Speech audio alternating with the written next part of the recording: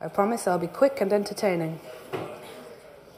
Who's got a game on Steam right now, just so I know? Who's putting one out really soon or soonish?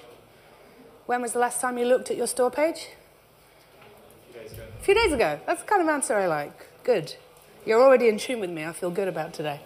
Okay, my name's Hannah. I'm from Failbetter Games. We made Sunless Sea and Sunless Skies and the 10-year-old browser game Fallen London. I'd like to talk to you today about what we do to keep our store page looking fresh and working as hard as it possibly can for us. How hard do I have to push? That hard. So, you know, hopefully, that there's a lot you can do to market your game, but all of your marketing efforts will be for nothing if the page that people land on does not compel them to follow you, wishlist your game, buy your game, whatever stage it is you're at. I review indies store pages every week on Twitter, and I see the same things coming up over and over again. So I've condensed all of that learning into a few minutes here for you today, and I'm going to give you 3 different things that you can go away and do straight away to make sure your store page is working as hard as it can for you. Firstly, what makes a good store page? Maybe this seems simple to you, it seems rudimentary, but it's worth saying. Number 1, can people understand what they're getting from your game, from your page? Can they tell quickly and decisively what genre the game is, what they will be doing in the game? Secondly, does the information on the page give the potential player confidence to follow you or to buy your game? Is it up to date, accurate? Does the page look alive? Does it look like the game is even being worked on? And thirdly, is it specific? So when you have the fundamentals in place, 1 and 2, is the page really specific to your game? Does it use imagery and a tone of voice that reflects what people are getting in your game? Does it really sell what makes your game special? Point 1. Tell them what they're getting. This is really basic. But you have to look at all the ways on the Steam page particularly that you can use to make it really obvious and clear what the game is. People are looking for a game that they will know that they're going to like. They need to know what genre it is straight away. They have a favorite genre. They're browsing for games in that genre. So to illustrate what we did, I'm going to talk about what we call the hero art for our Steam page and for our game. Steam calls it a capsule image. But it follows you around everywhere, this piece of art. It's kind of like the jacket for your book. This is where we started for Sunless Skies. Who knows Sunless Skies? A few of you? Cool, thank you. This is the first hero image we developed for Sunless Skies. We actually only ever used it on our Kickstarter, and it does the job. It is intriguing to our community. It is intriguing to people who might back us. As Thomas was saying, people have to love you to back you. So this references some of our older games. It's a little bit mysterious. They love that from us. But that's for like the 11,000 people who backed us. Sunless Skies is set in a Victorian vision of space. So we've got a Victorian lamppost and some space. So for what it was at the time, it did the job. But when we got to Steam, we replaced it with something a bit more dynamic for the Steam audience. However, this didn't actually work very well for us. It worked really well at a massive scale, like on event stands, but it wasn't clear enough exactly what kind of game you were going to get from this image. And also the image itself was too busy. It had too much going on. We couldn't do things like overlay the Steam sale thing in the corner very easily. So we came to do a survey. Use what you have, especially if you have a lot of people. If you have a lot of people who are connected to you who understand what you make, that's great. But if you can reach people who don't know what you're doing, that's better, because you want people who are going to look at your image and not really care.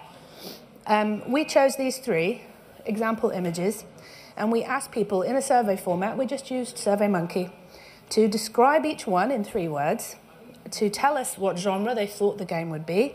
What do you think you would do in this game? What other games does it make you think of? So we formulated those questions to get useful, actionable results, asking people, did you like it? No. Oh, cool. And then we looked at the responses and made some choices. We found that the lamppost, we kind of knew, was not the one because it's too mysterious. And the people, we asked them, what do you think you would do in this game? Way too many people, percentage-wise, in that question said, I don't know. If you don't know, from looking at the image, what you're going to do, you've already kind of lost them. We then went with the train. Despite the fact a few people said it reminded them of the Polar Express, that was just a few, so that's okay. Because Sunless Skies is about flying a train in space, a steam train, Victorian space. It's a Victorian space steam train. It's the best example of a Victorian space steam train art you're going to find on Steam. It's even got like serif fonts to indicate that it's a wordy game. It's a literary game. Everything in the image does the job. What I'm getting at is the point of your page is not to tease people or intrigue them or to obscure what your game is actually about. It is Ron Seal, does what it says on the tin, Daz. It is a branding for your game. Make it really clear. 2, being trustworthy. We're all trustworthy, aren't we? Yes. We never lie as game developers about when things are going to come out, or that's fine. You want to be trustworthy. You're trying to inspire someone to do something.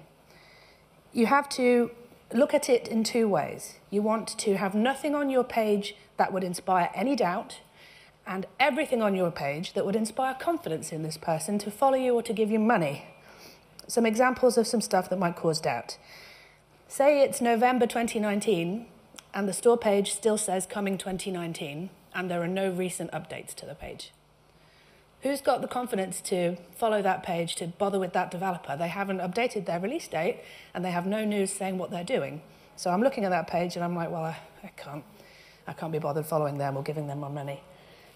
It's really easy for information on a Steam page to go out of date.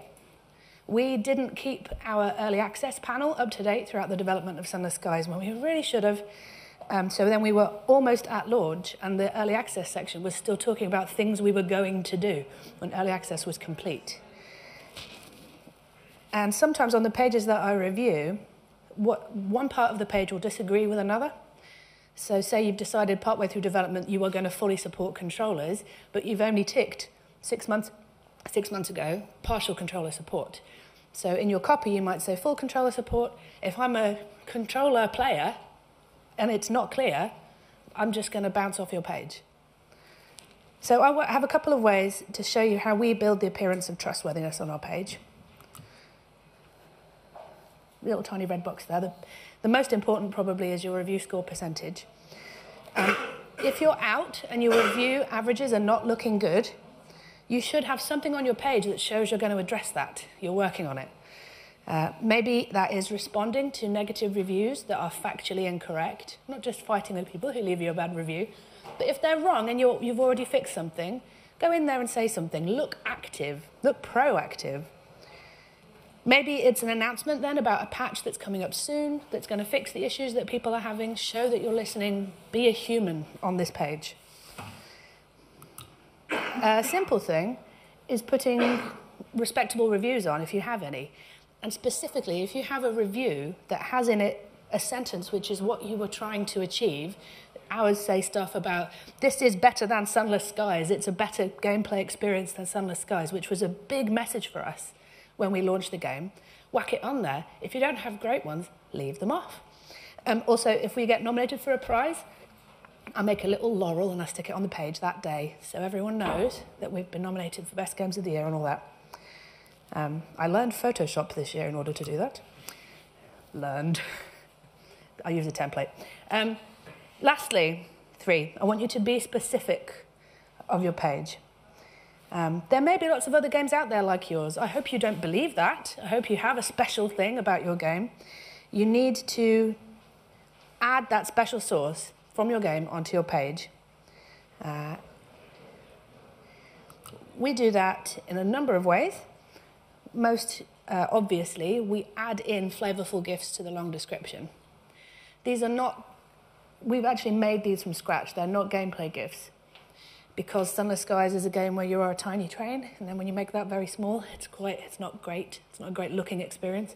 So we created gifts to illustrate the key selling points of the game. The idea of being in the dark is key to our pitch. unreliable light, horror, creeping dread. We show the ship models there, blown up so you can see how they're all beautiful and different. And then at the bottom, there's a pan across all of our different terrain, showing different parts of the game quickly, distinctively, without the need to show the HUD, without the complication.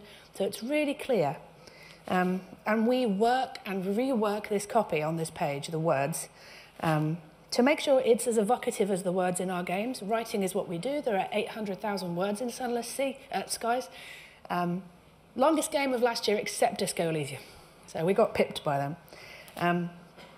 So we look for that evocativeness, but the words in our games are quite Victorian British English and quite florid and sometimes quite hard to understand. So we go for the flavour of that, but just simplify it for someone who is on Steam browsing and doesn't really give a toss. And lastly, update your page regularly. This is not a one and done thing. As I said at the beginning, your store page is your game's home. Every day, players are looking at it to decide if they want to follow you, to buy from you. Create your store page, keep reviewing it. I actually review mine every couple of weeks, and certainly in award season, I'm out there making little Photoshops, adding them to the page every week.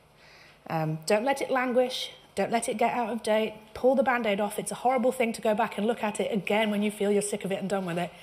But this is what will give your page the essence to succeed over others. And I have plenty of time for questions, so I'm happy to take some. I'd also like to point you to the Failbetter Twitter and my Twitter.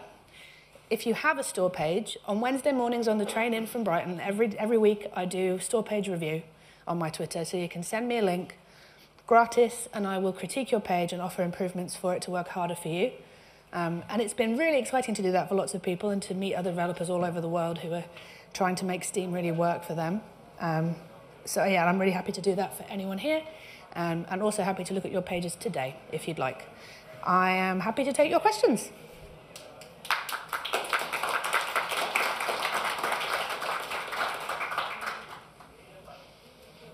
There's a microphone, it's coming your way. Thank you for that, and I've also seen you do those reviews on Twitter, which I think is a great public service you're doing. Hey, thank you. Well, you know, you've got to do something to give back, haven't you? My question then would be, other than your own Steam page, which I've looked at and is obviously, I mean, you know more than me, but I think it looks cool. What other companies' Steam pages would you point to as a positive example? I would look every week when I do the Steam page reviews. If I get a good one, I will retweet them and show why it's good. What's a recent one? There's a recent one, someone who's developing a esoteric search-based detective adventure game called Ring of Fire, who has really been putting in a load of effort on their page. And they took some of my advice and then updated it and showed it me again the following week. And I really like what they're doing on their page because it's really soaked in this kind of atmosphere of their game. It's very like neon noir sort of stuff, and now the page looks great. But they had some stuff on there that to them seemed like a brilliant bit of flavour, but it was not going to work out, so we managed to tweak it. For example, they used the Steam Coming Soon feature to give a date of 2060, which is when the game is set. But when people are looking for trustworthy information about when the game's coming out and they see coming 2060, they think they're having a laugh. Because that's where the true information should be, not where the fun, flavourable in-game information should be. So we managed to change that, and now it's looking really, really good. But yeah, I share good ones every week, so worth following. Thank you. Any more for any more? Hello. Hi, Hannah. Could you talk about tags for a minute on the Steam page and the importance of those for discovery? Tags, useful. When you tag your own game, your developer account has more weight than a regular user's account. So pick the tags that seem most relevant for your game carefully, and don't blanket tag with a lot of irrelevant stuff. That's mostly it. Make sure that they are relevant is the main thing. Tags will bring a small amount of traffic to your page, but specifically if you're in a smaller genre where people might be browsing that genre's tags, then being visible on that tag will be really valuable to you. It's a little bit less useful for us because we are a narrative RPG and there are just tons of those. Thank you. I wanted to ask a little bit about Steam reviews. It's a slight tangent, but picking up on what you said earlier, I've spoken to several devs who quite frustrated with the system. You often played with users, as you say, who say things that are factually inaccurate, and then if those reviews gain traction, and it's frustrating that there's, or they suggest it can be frustrating that there's not much that they can do to sort of remedy that. I know you can flag it with Valve, but they didn't seem massively proactive about taking action. I was just wondering what your thoughts are on the system, what developers can do about it, and whether there's anything you would change if you were Valve. What would I change if I were Valve? I'd move to Seattle if I were working for Valve. See you later. No, the review system is imperfect. Review systems on every single platform that has reviews are, by their nature, imperfect. One-star Amazon reviews because for a product that didn't actually arrive with the person sits against the product. That's where we're at. That's sort of humanity's reaction to leaving a review, and we can't really stop that from happening. The good thing that Valve have done is in the last 2 sale events, they've incentivized leaving reviews on games that you own, which has in both sale events led to our review score becoming overwhelmingly positive. People don't tend to leave a review even if they liked the game. Like it's a behavior that we don't really reward very much. But Valve have started rewarding it in people, which is really, really good. And something else that we've done to try and combat that is a campaign that we do every year called Love Indies. And you are able to sign up as a developer. It is a 2-week campaign where every developer involved mutually recommends and encourages their community to enjoy leaving reviews on all of their games together. This year it's going to be in June. And the hashtag is Love Indies. You can look at last year's stuff. But basically that was my organic way of kind of trying to convince players to leave reviews for things. And then Steam, has come along and made a change that makes them leave reviews to get sale points. Whatever, that's cool as long as everybody's leaving reviews. But yeah, I don't think there's a way we can stop people leaving crummy reviews. But being relentlessly trustworthy and open and communicating well with your audience is the only defense we have against it.